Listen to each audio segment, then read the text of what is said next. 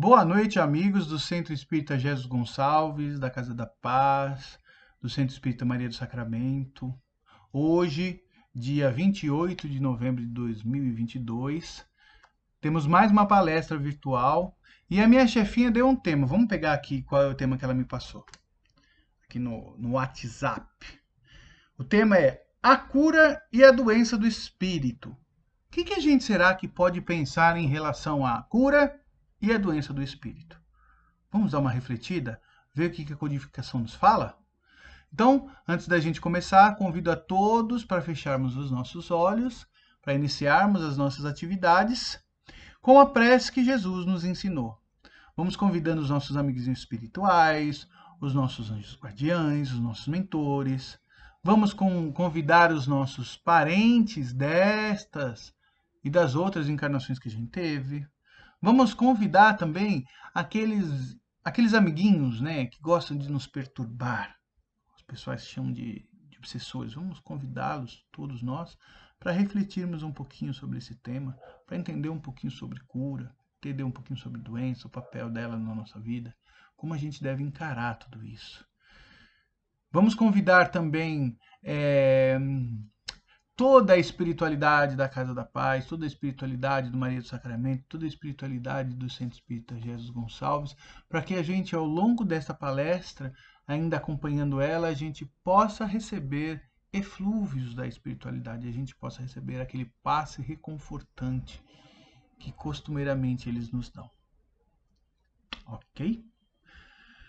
Pai nosso que estais nos céus, santificado seja o teu nome, venha a nós o teu reino e seja feita a tua vontade, assim na terra como no céu. O pão nosso de cada dia nos dai hoje e perdoai os nossos erros, na mesma medida que nós perdoamos aqueles que erram. Não nos deixeis cair em meio das tentações da vida e livrai-nos do mal, principalmente aquele que ainda habita dentro de nós. Que assim seja. Graças a Deus. E vamos para mais um tema. Vamos começar a entender o que é doença, o que é saúde.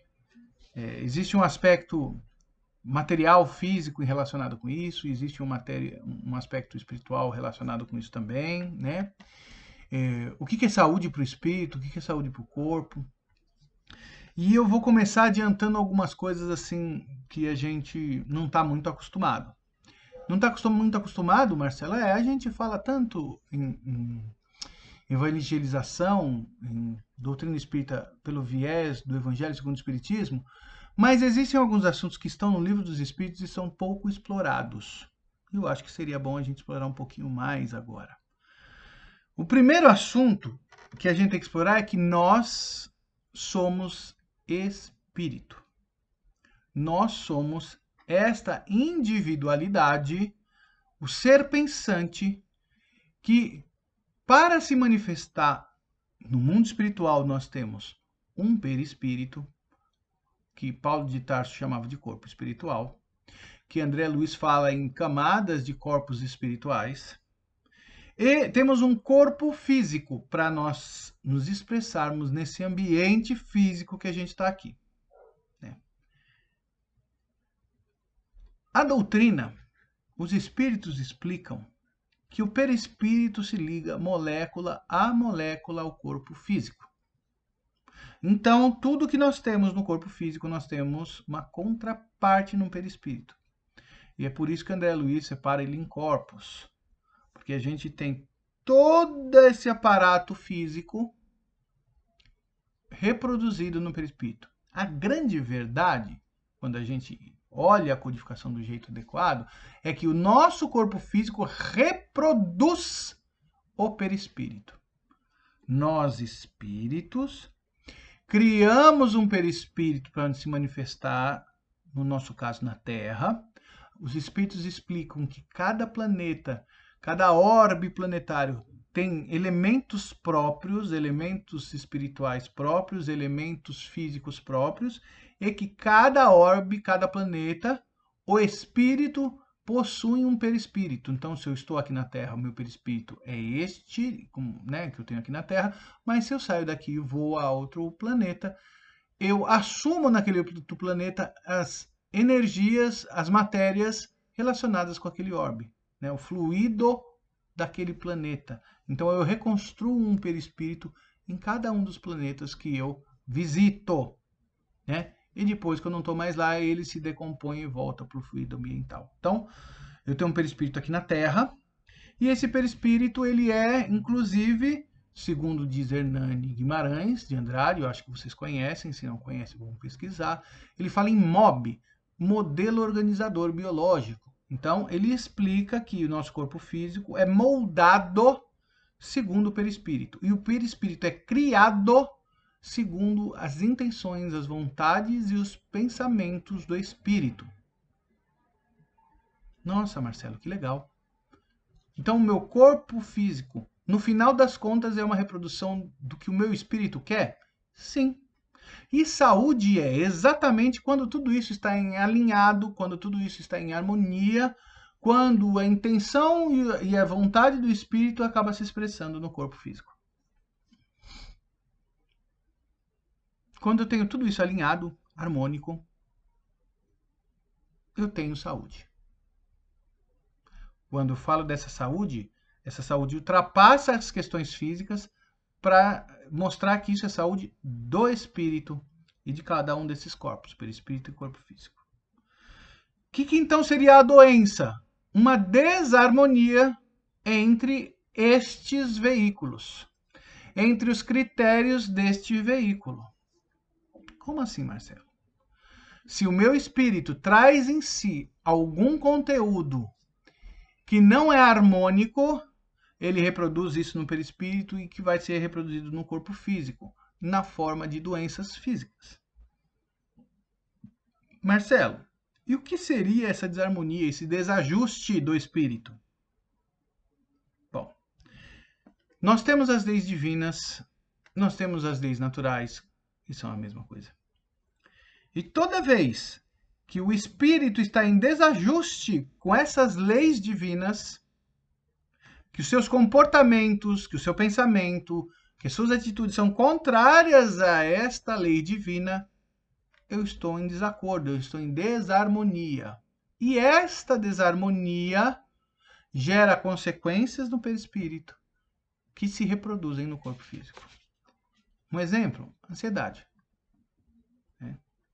Alguma coisa preocupa você, espírito, você não consegue procurar e achar uma solução e nem se tranquilizar, e isso vai criando desajuste no seu perispírito, que se reproduz no corpo físico e pode se reproduzir como gastrite, né, como aspectos de ansiedade, comportamento, e aí naquele comportamento ansioso você pode se bater aqui, se cortar ali, né, não prestar atenção em alguma coisa, bater o carro e se acidentar, né? Então, quando o meu comportamento ele é contrário a essa lei natural, essa lei divina, o meu comportamento gera possibilidades de surgimento de doenças. Tanto doenças traumáticas, não, eu estou ansioso, não prestei atenção, bati o carro, bati a cabeça, saiu um galo. Isso é uma doença traumática. Pô, não prestei atenção andando na rua porque eu estava pensando tanto num problema que eu tenho, tropecei, caí num buraco, quebrei os dentes. Traumático. Mas você quebrou o dente por quê? Porque eu caí num buraco, porque eu escorreguei. Você caiu num buraco ou você escorregou por quê? Porque eu não estava prestando atenção na atividade de caminhar. Por que eu não estava prestando atenção na atividade de caminhar? Porque eu estava preocupado com outro problema. E este outro problema que estava tomando conta da minha consciência, da minha inteligência, do meu raciocínio, desviou a minha atenção de caminhar, de dirigir um carro. Isso é uma doença traumática. Quando ainda consigo prestar atenção, isso pode gerar, essa ansiedade pode gerar uma gastrite, né? Existem uma série, uma infinidade, quase todas as doenças que surgem dessa natureza. Qual que não surge dessa natureza? Eu estou andando na rua, prestando atenção, alguém está desatento ao acontecer alguma coisa e eu sou atropelado na calçada. Eu sou atropelado no ponto de ônibus. Pô, eu estava no lugar certo, na hora certa, o outro não prestou atenção. Então, nesses casos, eu posso até afirmar que você não tem nenhuma relação com aquele evento traumático que você teve. e ali vai gerar uma doença que realmente não é culpa sua. Agora, todas aquelas que faltam alguma atenção da gente ou uma atenção excessiva que não deve, a gente pode ter uma doença. Poxa, parece bobagem, Marcelo. Parece bobeira. Sim, mas vejamos hoje como a gente encara a sociedade. O quanto as pessoas estão com ansiedade, o quanto a gente não percebe que elas estão carentes de afeto, carentes de atenção. Elas estão carentes e, ao mesmo tempo, elas não se doam para o próximo. Elas querem receber e não se preocupam em dar. E você sabe, todo mundo sabe, que amar não é receber. Amar é doar-se. Então, as pessoas estão carentes porque não recebem. E colocam a culpa desta doença emocional em não receber do outro. Mas isso não tem nada a ver com a lei divina. Amar é doar-se ao outro. Então eu já estou em desajuste à lei divina. Eu quero alguma coisa que, na verdade, eu não vim aqui para isso. Eu não vim aqui para receber. Eu vim aqui para me doar.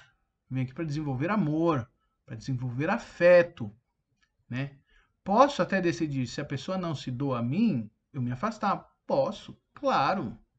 Mas, a princípio, eu não tenho que chegar na Terra com o outro ter a obrigação de dar-se para mim, seja afeto, seja carinho, né? Eu tenho a obrigação de me manter, de me sustentar física e emocionalmente, né?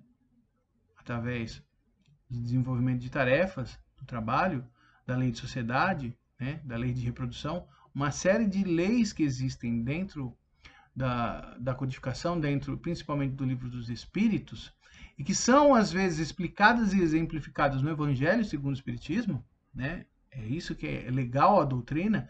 Nós temos exemplos em outros livros, mas é necessário o conhecimento dessas leis e a gente alinhar-se a elas, porque no momento que eu me alinho a essas leis, eu adquiro condições para ter saúde. Diz André Luiz em alguns livros, né, que a sentença sempre acompanha, né, o delator não, o delinquente.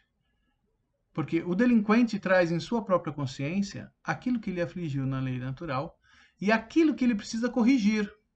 Então a gente pode entender como doença, a nível espiritual, não apenas as anomalias físicas que a gente tem no corpo físico, não somente os comportamentos irresponsáveis ou inadequados que a gente tem em relação à lei divina, mas todo esse comportamento gera, e aí tivemos até um embate presencialmente no Centro Espírita Jesus Gonçalves sobre isso, gera uma dívida para com a lei divina. Sim, nesse aspecto sim. Mas esta dívida, a bem da verdade, eu não tenho que vir aqui para pagar. Eu tenho que vir aqui para aprender a me harmonizar com ela. Nós podemos usar o termo pagar? Podemos, mas ele passa uma ideia um tanto quanto equivocada, uma ideia simples, e a coisa é um pouco mais complexa. No momento que eu consigo aprender e executar na minha vida todos aquelas regras que a lei divina me coloca, em relação àquilo que no passado eu não fazia, eu estou entrando em harmonia com ela, em ajuste com ela. Então não haverá mais que se falar em pagar a lei divina, porque nós estamos aqui para aprender, a evoluir. Então, o que acaba sendo a doença na nossa vida? É um alerta de que alguma coisa está em desajuste, um alerta que alguma coisa não está bem. Né? Então, assim, poxa, Marcelo, você está obeso. Quantas anomalias emocionais, quantas anomalias psicológicas, quantas anomalias espirituais podem levar à obesidade? Uma infinidade. Né? Você pode ter uma compulsão e por causa disso comer demais. Marcelo, você pode ter um problema físico, genético, hormonal? Posso, claro, também. Né?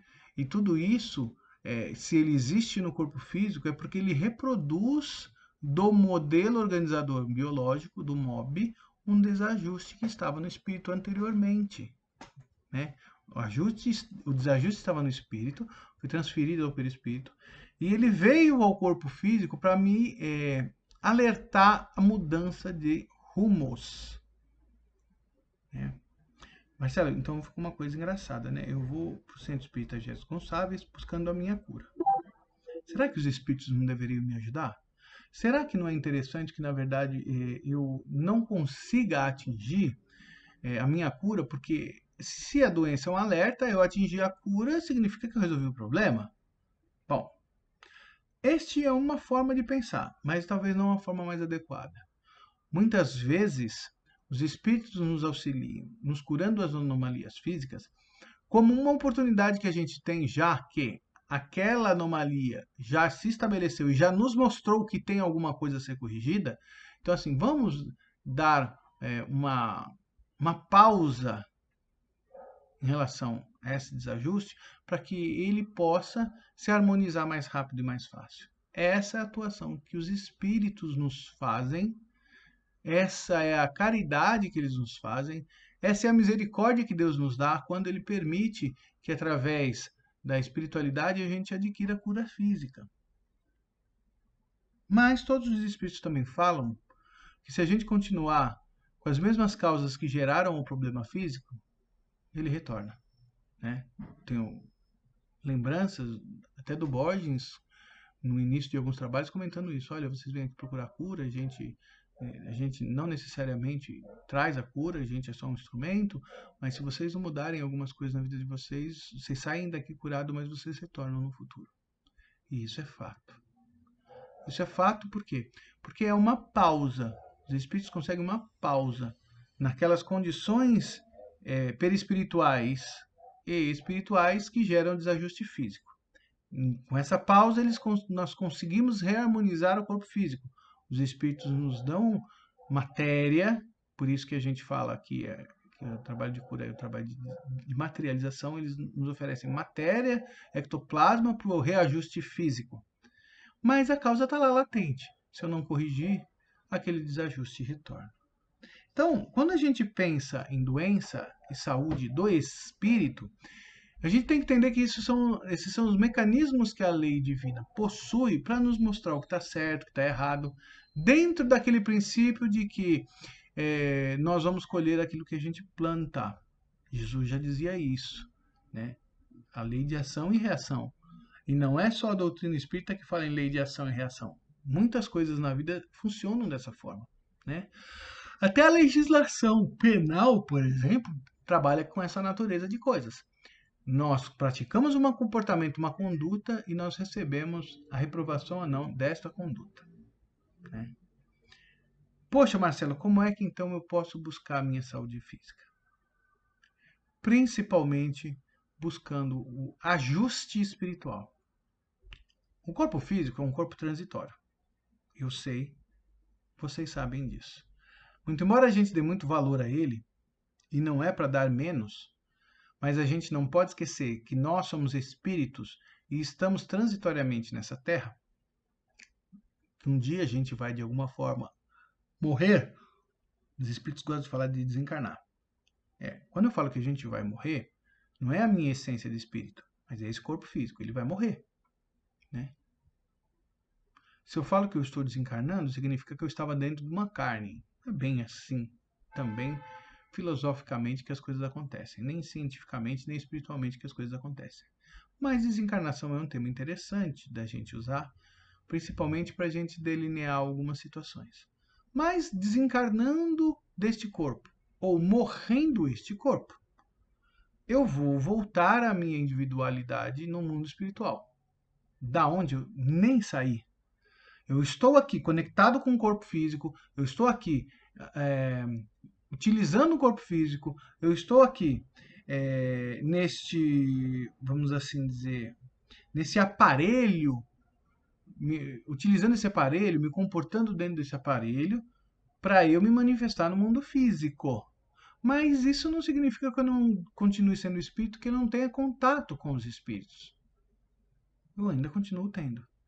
Principalmente nos sonhos. Mas eu continuo tendo até em época de vigília. Senão, não era possível o processo obsessivo. Não era possível os espíritos tentarem perturbar a minha organização física. Senão, se uma vez eu estando conectado com esse corpo físico, eu perdesse totalmente o contato com a espiritualidade. Muda quando esse corpo morre, que aí, se eu não tiver nenhum médio associado a mim, eu perco o contato com o mundo físico, que é o contrário. Uma vez desencarnando, uma vez morrendo, eu deixo de ter contato com o mundo físico, a não ser através de um médium. Ou tenho contato com outros espíritos, não o corpo físico dele, mas através do meu perispírito e perispírito deles, que é o que os obsessores fazem, que é muitas vezes o que os nossos mentores também fazem quando eles nos transmitem energia. Via de regra, os mentores transmitem energia do plano espiritual e nós recebemos energia física dos médiuns na forma de ectoplasma, de vitalidade. Espírito desencarnado não tem vitalidade, ele já morreu. Corpo físico que tem vitalidade. Então, esse tipo de energia, quem doa é um médium. Através, é claro, de uma interação com os espíritos, mas é a energia do médium e não do espírito. Então, recebemos do mundo espiritual energias espirituais, recebemos do mundo físico energias físicas. Isso é importante a gente ter em mente quando a gente fala em doença e em saúde. Ah, então muitas vezes eu não consigo a minha cura em casa sem participar de uma atividade mediúnica de cura porque falta ectoplasma. Sim. Se a tua doença é basicamente ligada ao perispírito e você consegue ajustar o perispírito e aí bastam os espíritos desencarnados te oferecendo energia e retrabalhando a harmonia do seu perispírito, perfeito. Teu perispírito entra em ajuste e o teu corpo físico entra em ajuste. Porque o teu perispírito influencia o teu corpo físico. Agora, se a doença física se instalou de uma determinada forma que necessita de energias de conteúdo físico, desse nosso plano de vida, não bastarão os espíritos.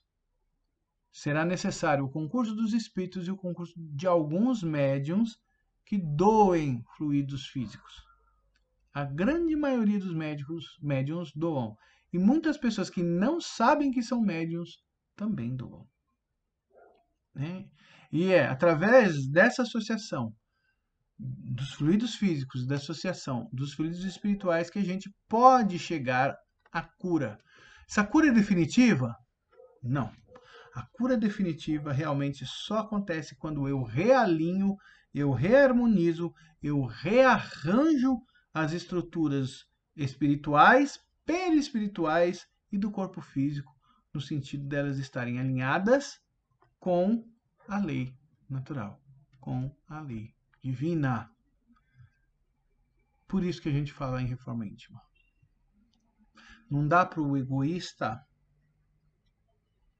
não dá para o lascivo, que tem alguns desajustes com a espiritualidade, né? Não dá. Só um segundinho. Quem mandou colocar alarme no celular, né? Não dá para nós conseguirmos a saúde física se a gente não conseguir primeiro a saúde espiritual, né? Quando eu falo dessa saúde, é uma saúde definitiva, uma saúde mais perene, mais duradoura, mais reconfortante, né? Agora, é possível a gente conseguir a saúde provisória, né? Curar algumas doenças? Sim, a nível espiritual, nem sempre, quase nunca. A nível perispiritual, muitas vezes, e a partir do corpo físico também, muitas vezes. Através do concurso dos espíritos, dos mentores, dos espíritos de alta evolução, e através do concurso dos médiums, também nos doando energia. Mas, definitivamente, a saúde a gente só vai ter quando houver esse alinhamento entre o espírito, o perispírito e o corpo físico. E isso exige de nós reformácio, mudanças. Isso exige de nós alterações de padrão, né? Criar padrões mais adequados para a nossa vida.